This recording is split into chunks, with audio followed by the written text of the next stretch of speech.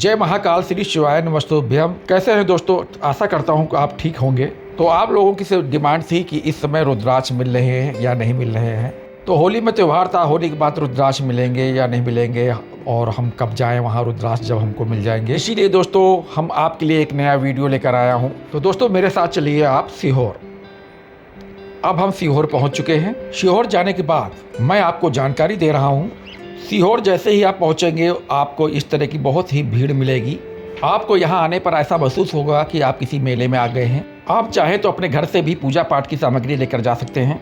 अगर आप अपने घर से पूजा पाठ की सामान लेकर नहीं जा रहे हैं तो कोई घबराने की बात नहीं। तो वहां पर सारी सामग्री आप पूजा पाठ की मिल जाएगी। आप ज़्यादा करें तो अपने घर से जहाँ पर आप पानी पीने का मटका रखते हैं वहाँ से आप जल यहाँ पर ला सकते हैं। तो आप अपने घर से ज़रूर जल लेकर जाएं, इससे पितृ दोष और ग्रह दोष दूर होते हैं।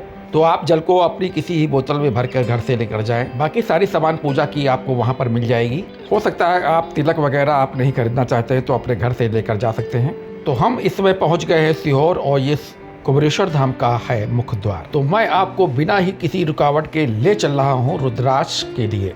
तो इस समय मैं जा रहा हूँ रुद्राक्ष लेने के लिए। ये आपको बता देता हूँ, ये रुद्राक्ष की जो यहाँ रास्ता गया है वो रुद्राक्ष लेने के लिए गया है। जहाँ आपको रुद्राक्ष लेना है वहाँ के लिए एक अलग से रास्ता बनाया गया है, जहाँ पर इस तरह की बैरल लगाई गई हैं। यहाँ कई बैरल लगाई गई हैं, कई रास्ते यहाँ बनाए गए हैं रुद्राक्ष लेने के लिए। यानी जो भी रुद्राक्ष लेने जो व्यक्ति यहाँ आ रहे हैं उनकी भीड़ ज़्यादा ना हो और लाइन अच्छे से लग पाए। ध्यान रखिएगा, आपको अपनी लाइन में ही रुद्राक्ष आपको मिलेगा। धक्का मुक्की ज़्यादा मत करिएगा। किसी प्रकार की कोई अव्यवस्था ना उत्पन्न करें। तो आपको जिस प्रकार की बैरल दिखाई पड़ेंगी उसी के अंदर से आपको गुजरना होगा। तो आज भीड़ कुछ कम है तो इसलिए कुछ थोड़े बैरल खाली हैं। तो इसे नवरात्र चल रहे हैं इसलिए भीड़ कम है। जैसे ही नवरात्र खत्म होगा यहाँ भीड़ एकदम से बढ़ना शुरू हो जाएगी। सामने आपको काउंटर दिखाई पड़ रहा है, इन्हीं काउंटर से आपको रुद्राक्ष मिलता है। इसमें भीड़ बहुत ही कम है इसलिए एक ही दो काउंटर खोले गए हैं। एक जानकारी मैं आपको देता चल रहा हूँ, यहाँ रुद्राक्ष लेने के लिए आप किसी भी फोटो की जरूरत नहीं पड़ेगी, किसी आईडी की जरूरत नहीं पड़ेगी, किसी पैन कार्ड की जरूरत नहीं पड़ेगी, किसी आधार कार्ड की जरूरत नहीं पड़ेगी। इस तरह से आपको रुद्राक्ष लेने के लिए किसी भी आईडी की यहाँ पर कोई आवश्यकता नहीं पड़ती है। ना ही जो आपको रुद्राक्ष मिलता है उसका कोई शुल्क दिया जाता है, यानी आपको यहाँ निःशुल्क रुद्राक्ष प्रदान किया जाता है। आपको मैं बता देता हूं कि आपके दाएं हाथ में एक निशान लगाया जाएगा, जैसे शाही का निशान लगाया जाएगा, जैसे कि चुनाव में निशान आपको लगाया जाता है, ताकि एक व्यक्ति को एक ही रुद्राक्ष मिले। दो रुद्राक्ष न मिले इसलिए आपकी उंगली पर निशान लगा देंगे स्याही से। और थोड़ा आगे बढ़ेंगे आपको निशान दिखाना होगा जहां आपको रुद्राक्ष मिल रहा है और आपको बड़ी ही आसानी से रुद्राक्ष मिल जाएगा।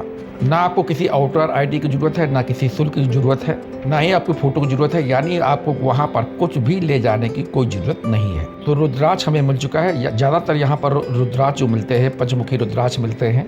हो सकता है किसी को 2 मुखी या 3 मुखी रुद्राक्ष मिल गया हो, लेकिन ज्यादातर यहाँ पर पंचमुखी रुद्राक्ष ही मिलते हैं। तो इस समय हम बाहर आ चुके हैं कुबेरेश्वर धाम के प्रांगण में। तो यह है कुबेरेश्वर धाम का प्रांगण। जब आप वहां जाएंगे तो आपको इस प्रकार का दिखाई पड़ेगा। तो इस समय यहाँ कंस्ट्रक्शन का जो काम पहले चल रहा था काफी पूर्ण हो चुका है, कुछ अभी शेष रह गया है। ये बहुत बड़ा एरिया है जहाँ पर आप आराम से बैठ सकते हैं, यहाँ पर पूजा कर सकते हैं। तो आप जब भी कुबेरेश्वर धाम जाएंगे तो आपको इस प्रकार का माहौल देखने मिलेगा, यानी इस प्रकार का आपको प्रांगण देखने को मिलेगा। इसके बाद जो आपको सामने दिखाई पड़ रहा है ये है केदारशिला, जिसकी श्रद्धालु लोग यहाँ पर पूजा करने आते हैं। मन्नत मानी जाती है और इस त्रिशूल पर लोग धागे बांधते हैं मन्नत के, और हल्दी और सिंदूर से यहाँ पर स्वास्तिक बनाया जाता है। इसके अलावा हाथ के छापे भी लगाए जाते हैं। पंडित प्रदीप मिश्रा जी कहते हैं यहाँ पर जो अपने हाथ से सिंदूर या हल्दी के छापे लगाते हैं उनकी मन्नत जरूर पूरी होती है। कुछ लोग यहाँ पर सिक्के भी चिपका के जाते हैं और नारियल भी चढ़ाए जाते हैं। आपकी जो भी श्रद्धा हो, जो भी आपकी मन्नत हो, उस हिसाब से यहाँ आकर पूजा करें। जो सामने आपको दिखाई पड़ रहा है इसी के बगल में सामने आपको दिखाई पड़ रहा होगा यहाँ का अन्नदान। तो आप यहाँ किसी प्रकार का अन्नदान कर सकते हैं, किसी प्रकार भंडारा भी कर सकते हैं। कोई भी सामग्री आप भंडारे के लिए भी दे सकते हैं, या किसी प्रकार का आप दान करना चाहते हैं तो यहाँ पर आकर आप दान जरूर करें। तो अब हम आपको लेकर चले हैं कुबेरेश्वर धाम के मंदिर के अंदर। कुबेरेश्वर धाम की जो मूर्ति है उन्हें यहाँ पर स्थापित किया गया है। यहाँ पर श्रद्धालु आते हैं, प्रसाद लेते हैं और यहाँ अंदर आने के बाद जो भी व्यक्ति श्री शिवाय नमस्तुभ्यं का 108 बार जाप करता है उनकी सभी मनोकामनाएं यहाँ पर पूरी होती है। कुबेरेश्वर धाम के दर्शन आपको सुबह 6 बजे से रात के 10 बजे के बीच में आपको होते हैं। उसके बाद आपको दर्शन करने को नहीं मिलेंगे। तो आप इसी के बीच में आप यहाँ दर्शन करने के लिए जाएं। यहाँ भी अपने हिसाब से यहाँ पर पूजा के लिए आप कुछ प्रसाद चढ़ा सकते हैं और प्रसाद आपको मिल जाता है तो आप उसे अपने घर को लेकर जा सकते हैं। तो ये है कुबेरेश्वर धाम के कुबेरेश्वर महाराज। तो आप इनके एक बार दर्शन कर लीजिए, अपनी मनोकामना पूर्ति के लिए भगवान से प्रार्थना कीजिए। तो इस तरह से यहाँ पर श्रद्धालुओं की बहुत ही भीड़ रहती है। तो इस तरह से हम आपको यहाँ के दर्शन करा चुका हूँ। अब हम यहाँ से निकल रहे हैं और ले चल रहे हैं कुबेरेश्वर धाम के प्रांगण की तरफ। अगर आपको रात को रुकना चाहते हैं, यहाँ पर क्या क्या सुविधाएं हैं और आपको भोजन में क्या क्या दिया जाता है, कहाँ लोग सोते हैं, कहाँ पर लोग खाते हैं, तो सब ये जानकारी अगर चाहते हैं तो मेरे आने वाले वीडियो को आप जरूर देखिएगा। जो लोग यहाँ कुछ समय के लिए आते हैं तो सामने जो आपको मैंने टीन सेट दिखा चुका हूँ उसी के अंदर लोग रुकते हैं, यहाँ पर आराम करते हैं। तो मेरे आने वाले वीडियो में आप देख सकते हैं कहाँ पर गौशाला है, कहाँ पर यहाँ का भोजनालय है और आप यहाँ कहाँ रुक सकते हैं। वैसे मैंने आपको कई वीडियो में दिखा चुका हूँ, लेकिन मैं आपके लिए अलग से वीडियो लेकर आने वाला हूँ जिसको आप ज़रूर देखिएगा। यहाँ पर भोजन की कैसी व्यवस्था की जाती है और कितने बजे से कितने बजे तक आपको भोजन परोसा जाएगा, इसकी सब मैं आपको जानकारी दूंगा। यहाँ पर मैं आपको लेकर आया हूँ, ये भी कुबेरेश्वर धाम के अंदर ही बना हुआ है। यहाँ पर आप सामने देख सकते हैं, यहाँ पर शिवलिंग की स्थापना की गई है। यहाँ पर भी लोग देखिए पूजा करते हैं और अपनी मन्नतें मांगते हैं। वैसे यहाँ पर कंकड़ को शंकर मांगकर पूजा की जाती है। तो इस प्रकार की यहाँ व्यवस्था की गई है। बहुत सारे लोग ये पूजा करते हैं, उनके पैरों पर किसी को प्रसाद न पड़े, इस प्रकार की यहाँ व्यवस्था की गई है। अभी भीड़ कुछ कम है तो इसलिए हम आपको आसानी से दिखा पा रहा हूँ। सामने जो आपको लाइन दिख रही है ये यहाँ के भोजनालय के लिए लाइन लगी हुई है। तो ये है हमारा कुबेरेश्वर धाम। तो आपको यहाँ आने पर इस प्रकार का नज़ारा आपको देखने को मिलेगा।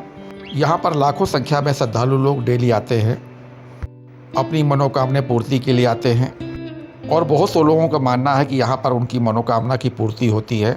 यहाँ से कंकड़ को ले जाया जाता है शंकर मानकर और उसकी भी पूजा की जाती है। बस आपको एक विशेष बात का ध्यान रखना है। पंडित प्रदीप मिश्रा जी कहते हैं कि अगर आप कुबेरेश्वर धाम आए हैं तो कम से कम 108 बार श्री शिवाय नमस्तुभ्यम का जाप करें और अपनी मनोकामना की पूर्ति के लिए महादेव से प्रार्थना करें। कुबेरेश्वर धाम में जो भी व्यक्ति एक बार चला जाता है वो कभी खाली झोली अपने घर को नहीं लौटता है, उसकी झोली जो है वो खुशियों से भर जाती है। दोस्तों चलते चलते मैं आपको बता देता हूँ कि 25 मार्च से कुबेरेश्वर धाम में रुद्राक्ष का वितरण शुरू हो चुका है और ये कब तक चलेगा इसकी अभी कोई बंद होने की डेट नहीं आई है।